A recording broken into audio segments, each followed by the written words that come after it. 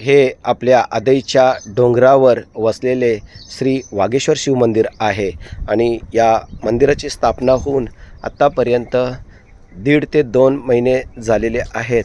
मोठ्या प्रमाणात पर्यटक दर्शनासाठी, भाविक भक्त आणि पर्यटक दर्शनासाठी आदईच्या डोंगरावर वागेश्वर शिव मंदिराचे दर्शन घेत आहेत.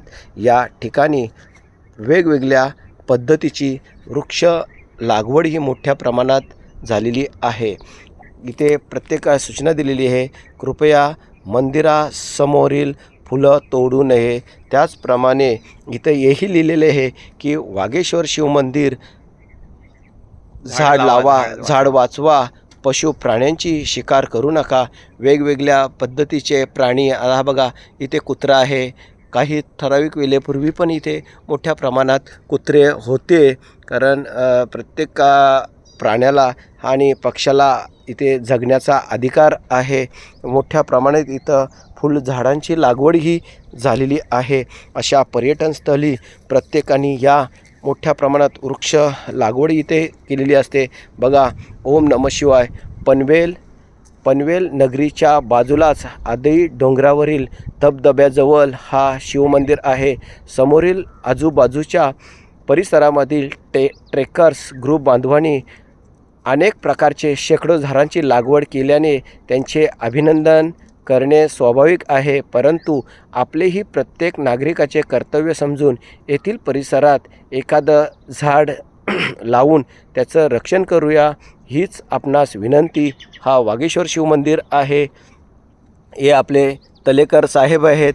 यांचा इथे मोठा सहभाग आहे झाडे लावण्याबद्दल. जवळजवळ साहेब इथे आदईच्या डोंगरावर जवळजवळ किती झाडांची लागवड आजपर्यंत झाली? 10,000 झाडांची कंटिन्यू 5 ते 6 वर्ष तलेकर साहेब या आदईच्या डोंगरावर येतात आणि मोठ्या प्रमाणात वृक्षाची लागवड करतात. त्याचप्रमाणे सुभाष सर आहेत.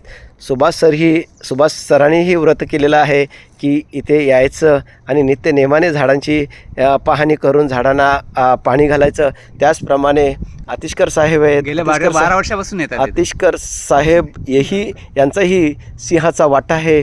आत्ताच ते क्राईम ACP मुंबईला होते, पण त्यांनी इथे आल्यानंतर आदईला 4-5 वर्ष ते कंटिन्यू आदईच्या डोंगरावर सकाळी येणारच आणि पूर्णपणे परिसरात फिरून झाडांची देखभाल करून कमीत कमी त्यांचा व्रत आहे की 50 झाडांना तरी पाणी घालायचं आणि ते आजपर्यंत ते करत आहेत. कारण आज नित्यंत आता मार्च संपून एप्रिल महिना आजपासून चालू झालेला आहे आणि अशा परिस्थितीत झाडांना पाणी घालणं ही कालाची गरज आहे. पाण्याचा इथे साठाही मोठ्या प्रमाणात आहे, फक्त प्रत्येकाने येऊन पाणी घालणं गरजेचं आहे. मी आपल्या श्री वागेश्वर शिव मंदिरासमोर जय भोलेनाथांना विनंती करीत आहे की प्रत्येक भाविक भक्ताला, पर्यटकाला, ट्रेकर्सला हीच विनंती द्या की जेणेकरून इथे येऊन कमीत कमी 10 ते 15 झाडांना पाणी घालण्याची ताकद, शक्ती मिळू द्या. हर हर हर हर जय भोले, जय शिवाजी, जय भोलेनाथ.